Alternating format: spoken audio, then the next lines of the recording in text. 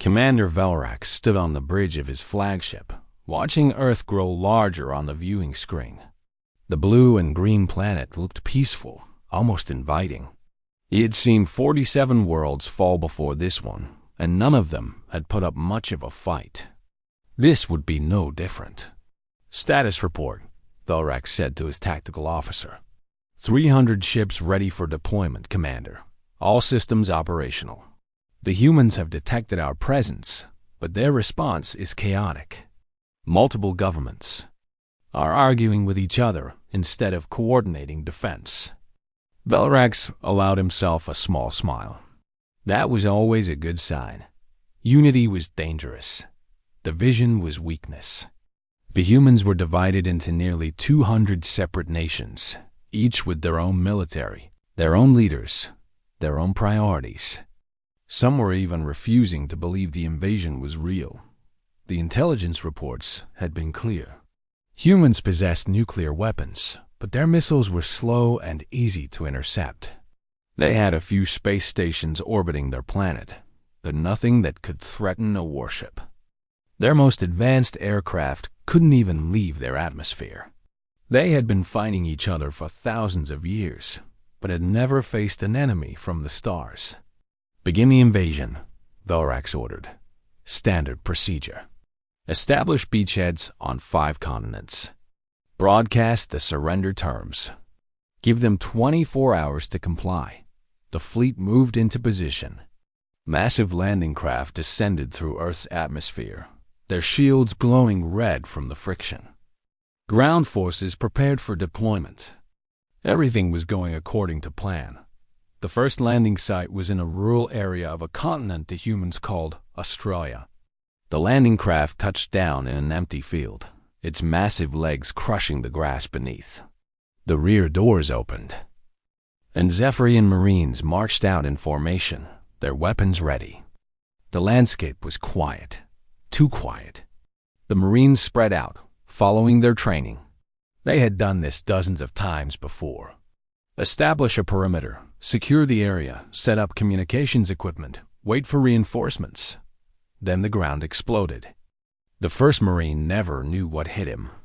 One moment he was scanning the tree line. The next he was flying through the air, his armor shredded by the blast. Then another explosion and another.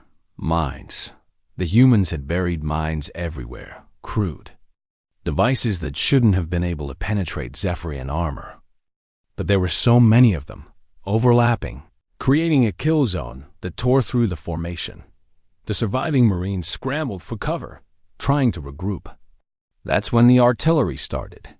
Shells screamed through the air from positions kilometers away, impacting with devastating accuracy. The Marines returned fire, their plasma weapons lighting up the sky, but they were shooting at empty forest. "Pull back to the ship," the squad leader shouted, but it was too late. The landing craft erupted in flames as a missile struck its fuel cells. The Marines were stranded, cut off, dying one by one to an enemy. They couldn't see. Similar reports flooded in from the other landing sites. In China, the Zephyrians bombed what their intelligence said were military bases, only to discover they were attacking empty buildings. The real bases had been moved weeks ago. In North America, alien forces captured a major city and found it completely evacuated. Then the explosives hidden in every building started detonating, bringing down skyscrapers on top of the invaders. Velrax stared at the casualty reports, his confidence beginning to crack. This wasn't supposed to happen. The humans should have panicked, surrendered, or died in disorganized waves.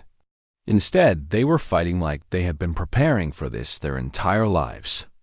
"Commander, we're detecting unusual activity," his sensor officer reported. "Small craft are launching from hidden facilities all over the planet. Thousands of them. What kind of craft?" "They appear to be civilian drones. Modified civilian drones." Velrax frowned. "Those can't harm our ships." He was wrong.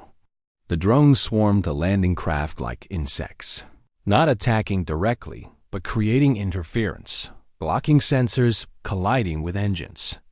When the Zephyrians tried to shoot them down, there were simply too many. For every 10 destroyed, another 20 appeared. And some of them were carrying explosives, crude bombs that individually did little damage, but collectively were overwhelming. On the ground, the human tactics were even more frustrating. They refused to mass their forces for a proper battle. Instead, they hit and ran, struck and vanished, always moving, always adapting. A Zephyrian patrol would enter a town and find it empty. Then snipers would open fire from hidden positions. By the time the patrol located the shooters, they were gone, and explosives were detonating behind them, cutting off retreat. The humans were using everything as a weapon. Trucks packed with explosives driven by single pilots who smiled as they crashed into Zephyrian positions. Buildings rigged to collapse. Roads and bridges destroyed to slow advances. And always, they were watching, learning, adapting. Valrax reviewed footage from a battle in a human city. His forces had superior firepower, better armor, advanced shields. But the humans fought from buildings, from sewers, from underground tunnels that didn't appear on any map. They knew every street, every alley, every hiding spot. When plasma fire destroyed one position, they simply moved to another. They were losing hundreds of soldiers, but they were taking Zephyrian Marines with them at a rate that made no tactical sense. "Request reinforcements from the Dominion," Valrax finally said, the words bitter in his mouth. In 47 previous invasions, he had never needed to ask for help. "Sir, there's something else," his communications officer said hesitantly. "We intercepted a human broadcast. You should hear this." The message played on the bridge speakers. It was in the human language called English, but the translation was clear enough. To all citizens of Earth, they thought we would be easy. They thought we would surrender. They were wrong. We have been preparing for this moment in every book, every movie, every game we ever created. We know how to fight invaders. We know how to survive. And we know how to win. Don't give up. Don't surrender. Make them pay for every meter of ground. Make them regret they ever came here. This is our world, our home, and we will defend it with everything we have. The message ended.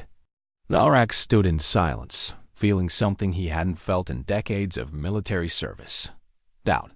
The humans had only been fighting for 1 week, and already they had destroyed nearly 15% of his invasion force. They were primitive, divided, and outgunned. But they were also angry, desperate, and willing to die for their world. For the first time, Commander Valrax wondered if the intelligence reports had missed something important about these humans. Something dangerous. 3 weeks into the invasion, everything had changed. The humans had done something Valrax had never seen before. They had united. Every nation, every government, every military force on Earth now operated under a single command structure they called the United Earth Defense Command. 200 nations had become one overnight, all pointed at the same enemy. The reinforcements from the Dominion had arrived, 2 full battle groups adding another 100 ships to the fleet. It should have been enough to crush any resistance. Instead, it barely maintained the stalemate on the ground. The humans were learning at a terrifying pace. Every battle taught them something new about Zephyrian technology. Every piece of wreckage was collected and studied. Every captured weapon was reverse-engineered. In hidden facilities deep underground, human scientists worked around the clock, dissecting alien technology with desperate focus. Valrax received reports that seemed impossible. Human soldiers were now carrying crude copies of Zephyrian plasma weapons. Not elegant, not efficient, but functional. And somehow, the humans had made them hit harder. They had taken a design meant for precision and modified it for pure destructive power, sacrificing range and stability for raw damage output. How are they doing this so quickly? Valrax demanded during a strategy meeting. Our analysts believe the humans have been theorizing about alien contact for over a century. his intelligence officer explained. They have entire libraries of fiction, imagining scenarios like this. They call it science fiction. They've been mentally preparing for invasion their entire cultural development. Velrax wanted to laugh at the absurdity, but the evidence was undeniable. The humans fought like they had practiced for this. Their tactics matched the scenarios from their entertainment media. It was as if they had been studying for a test they knew was coming. The ground war had devolved into something the Zephyrians had no doctrine for. Asymmetric warfare, the humans called it. Guerrilla tactics. Hit and run. Never mass forces for a decisive engagement. Never hold ground that couldn't be defended. Trade space for time, time for preparation. Preparation for advantage. In the mountains of a region called Afghanistan, Zephyrian forces learned what the word nightmare meant in the human context. The terrain was brutal, the weather hostile, and the local human fighters seemed to materialize from the rocks themselves. They knew every cave, every pass, every hiding spot accumulated over thousands of years of warfare in those same mountains. Zephyrian technology meant nothing when the enemy attacked at night with simple rifles and vanished before reinforcements could arrive. The Amazon rainforest was worse. Sensors couldn't penetrate the dense canopy. The heat and humidity corroded equipment. Alien soldiers developed infections from native microbes their medical staff had never encountered. And the humans who lived there moved through the jungle like ghosts, setting traps that ranged from sophisticated explosives to sharpened stakes hidden in the undergrowth. Velrax studied reports from Siberia, where Zephyrian troops trained for desert warfare found themselves freezing in sub-zero temperatures. From the Australian outback, where the heat and isolation drove supply lines to the breaking point. From urban combat in cities, where every building was a fortress and every civilian a potential combatant. The humans had weaponized their entire planet. They used the environment as a weapon. They used their knowledge of their own world as a weapon. They used their desperation as a weapon. Then came the incident that changed everything. A small human team infiltrated a landed command carrier in the Sahara Desert. How they survived the approach through open terrain, Velrax never learned. How they breached the ship's security, the investigation never determined. But they got inside, reached the navigation systems, and uploaded something before being killed by security forces. The ship lifted off normally. It flew back to orbit normally. It docked with the fleet normally. Then its reactor containment began to fail. The explosion destroyed not just the carrier, but 7 nearby vessels. Over 10,000 Zephyrian soldiers and crew died in seconds. And the worst part was that human teams were attempting the same tactic at other sites. Most failed, but it only took one success to prove the concept worked. They're using viruses, the fleet's chief engineer explained to Velrax. Computer viruses. They've analyzed our systems and written malicious code specifically designed to cause critical failures. It's elegant, in a horrifying way. Velrax reviewed footage from a battle in Europe. Human soldiers were no longer running from Zephyrian forces. They were standing and fighting, using captured shields and armor, wielding improved versions of stolen weapons. They had adapted Zephyrian equipment to human physiology, modified it, improved it in some ways. The casualty reports made grim reading. 40% of the invasion force was gone. Not retreated, not wounded. Dead or missing. And the humans were getting stronger while the Zephyrians were getting weaker. We need to change tactics, Velrax said during a command briefing. Broadcast an ultimatum. Tell them we'll destroy their major cities from orbit if they don't surrender. Sir, the Dominion High Command has forbidden orbital bombardment of developed worlds. The resources. Do it anyway, Velrax snapped. We need to break their will to fight.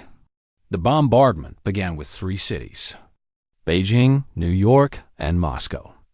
Massive particle beams struck from orbit, vaporizing everything in a 5-kilometer radius. Millions of humans died in minutes.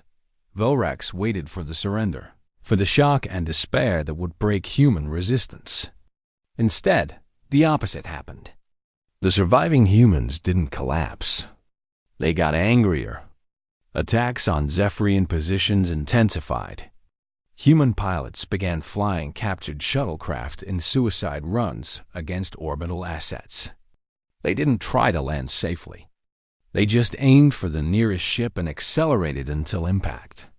"They're not afraid of dying," Velrax's second-in-command said quietly. "We made them choose between slavery and death, and they chose death. We killed their civilians, and now they have nothing left to lose." Reports came in of human civilians building explosives in their homes. Children were being taught to fight. The elderly were volunteering for suicide missions. The humans had militarized their entire population. Every person on Earth was now a potential combatant, and they all wanted revenge. Velrax watched on the view screen as a human fighter pilot ejected from a damaged craft.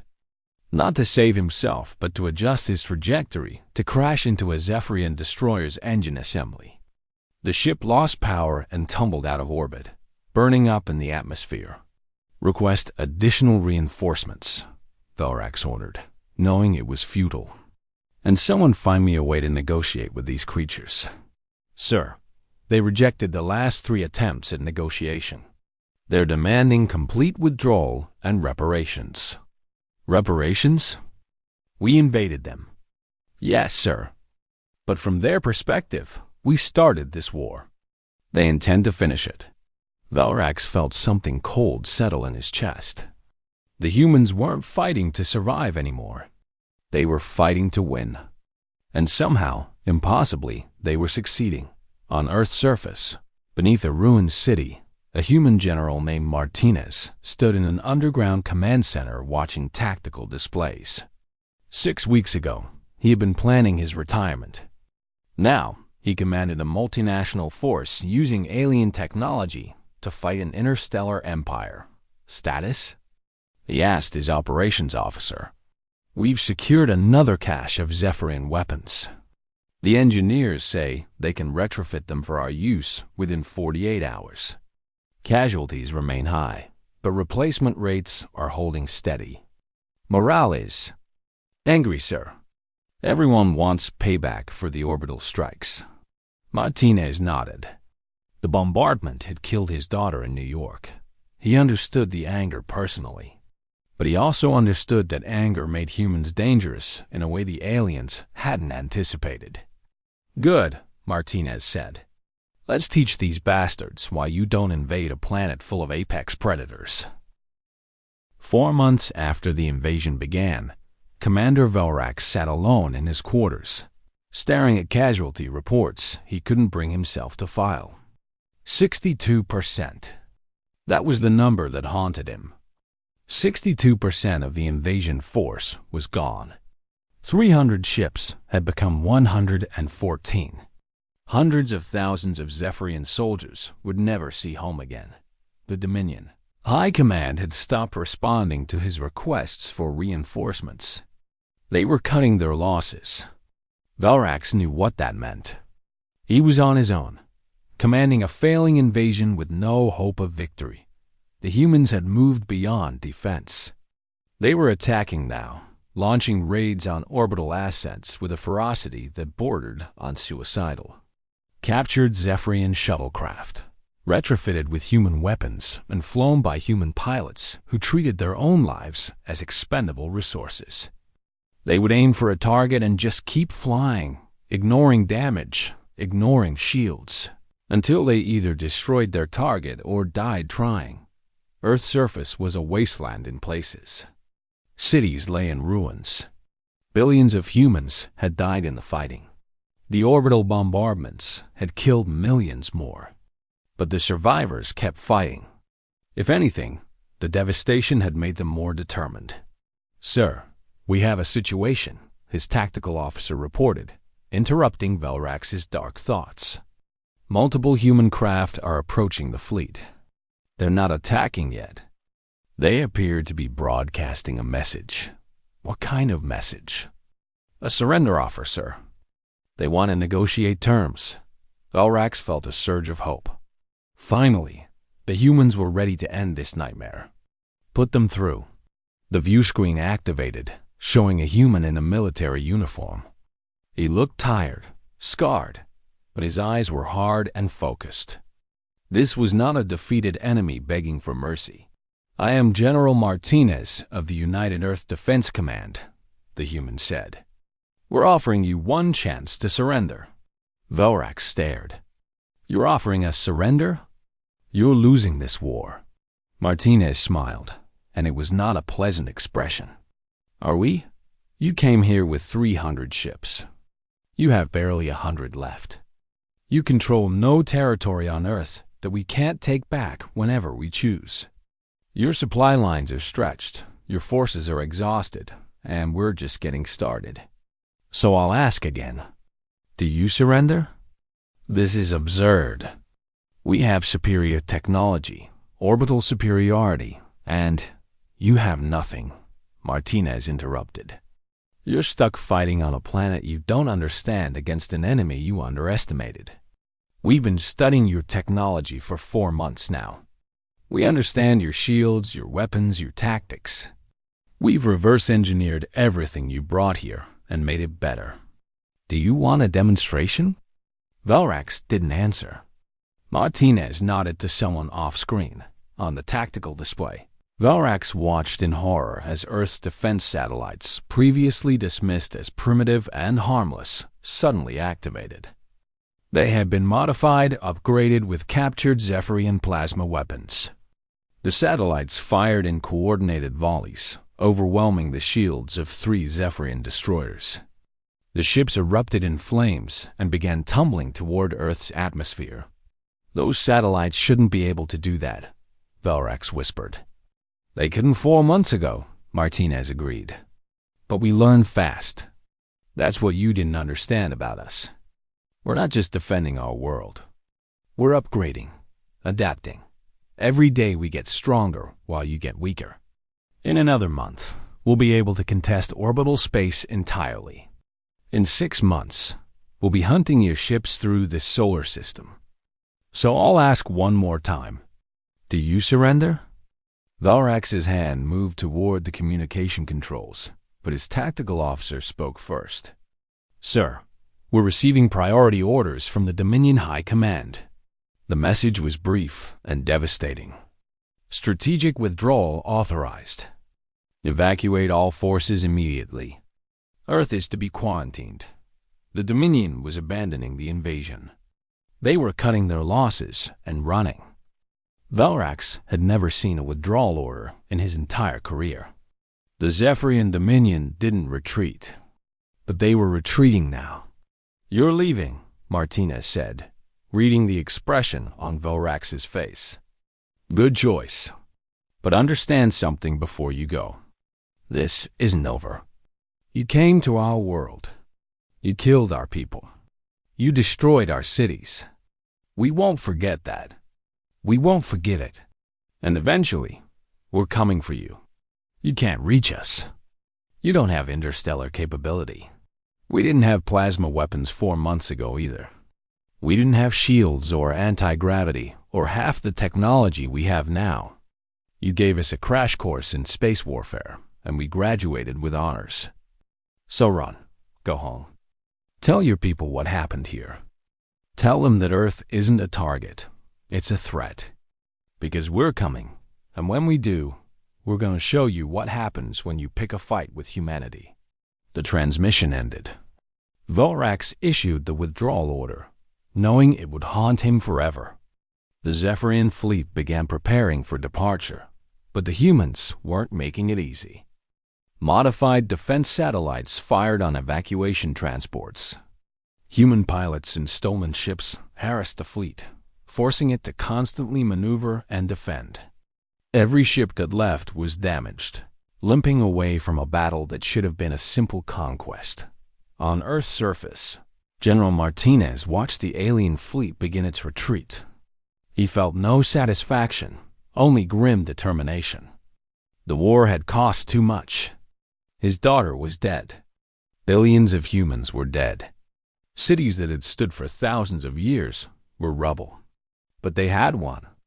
They had driven back an interstellar empire with nothing but determination and adaptability. "What now, sir?" his operations officer asked. Martinez pulled up a tactical display showing the captured Zephyrian technology, the reverse-engineered systems, the hybrid human-alien weapons they had developed. "Now we rebuild. We study everything they left behind. We learn how to reach the stars.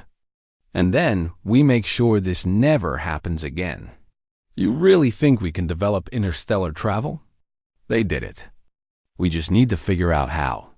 Besides, I made a promise to their commander. I told him we were coming. I intend to keep that promise." Across the planet, humans emerged from underground bunkers and hidden facilities. They surveyed the damage, counted their dead, and began the long process of rebuilding. But they also began something new. Research stations dedicated to understanding alien technology. Shipyards designed to build vessels that could travel between stars. Training programs to create a true space navy. The Zephyrian invasion had changed humanity forever. They had been forced to unite, forced to adapt, forced to become something more than what they were. The cost had been terrible, but the result was transformation. Humanity was no longer bound to a single world. They were reaching for the stars now, driven by a mixture of curiosity and vengeance. In orbit, the last Zephyrian ships prepared to jump to hyperspace. Valrax took one final look at Earth, the blue and green planet that had cost him everything. A planet that had taught the Dominion a lesson they would never forget. "Set course for home," he ordered, "and mark this system as forbiddance. No one is to return here, ever." "What classification should I use, sir?" Valrax thought about the humans, their determination, their adaptability, their terrifying refusal to surrender even in the face of certain death. Extreme hazard. Death world. Hostile indigenous species. Do not engage under any circumstances. The ship jumped to hyperspace, fleeing a world that had defeated them. Behind them, Earth began to heal and prepare. The humans had learned that they were not alone in the universe, and they had learned that they were very good at survival. The galaxy would never be the same. The Dominion High Command convened an emergency session. Valrax was summoned to provide his expert opinion. He stood before the assembled admirals and told them what they didn't want to hear. "The humans are now a spacefaring species," Valrax explained. "They used our invasion as a technological bootstrap. Everything we brought to their world, they studied and improved. They understand our technology now, and based on these reports, they've surpassed us in some areas." "That's impossible," one admiral said. "They were primitive 20 years ago. They were never primitive. They were inexperienced. There's a difference. The humans have been fighting wars for thousands of years. They understand conflict better than we do. We gave them motivation, technology, and a common enemy. We created exactly what we feared. What do you recommend?" Valrax didn't hesitate. "Leave them alone. Establish a clear border and don't cross it. Make it known that the quarantine zone is permanent. And pray they're satisfied with driving us away." The Dominion chose a different path. They couldn't admit weakness. They couldn't acknowledge that a species they had tried to conquer was now a legitimate threat. So they did nothing publicly while quietly pulling all military assets away from human space. But it wasn't enough. A Zephyrian colony world reported contact with human ships. No attacks, just observation. Human vessels would appear at the edge of the system, scan everything, and then jump away. The colonists demanded protection, but no military vessels were sent. The Dominion couldn't risk another confrontation. Then came the incident that made ignoring the humans impossible. a Zephyrian battle group, unaware of the classified warnings about human space, detected what appeared to be a derelict vessel. Following standard procedure, they moved to investigate. The derelict powered up immediately, revealing itself as a human warship. 3 more appeared from stealth. 2 Zephyrian ships were destroyed, 1 was captured, and the remaining vessel escaped only because the humans let it go. The surviving crew reported that the human ships were faster, more maneuverable, and better armed than anything in the Zephyrian fleet. The human commander had broadcast a message before releasing them. "Go home. Tell your people that we remember. Tell them that we're watching. Tell them that if they ever threaten Earth again, we won't just defend ourselves. We'll bring the war to them. Every colony, every outpost, every ship will be a target. We learned from the best, after all. We learned from you." The message was delivered to the High Command. Velrax was called in again, this time to help draft a response. He wrote a simple recommendation: formal diplomatic recognition, establishment of borders, and a non-aggression treaty. The Dominion agreed, though it pained them to negotiate with a species they had once tried to subjugate. A delegation was sent to neutral territory for talks.